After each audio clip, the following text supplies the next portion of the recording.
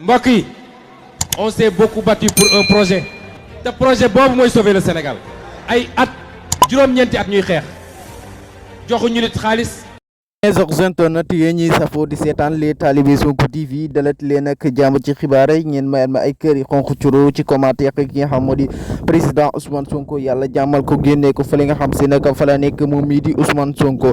ci loolu sax li nga xam si moo di diaspora bi nag ñoom ñoo ngi amal rek liggéey bu am solo nag ay manifestation yoo xamante ne si ne nag am na solo trop nag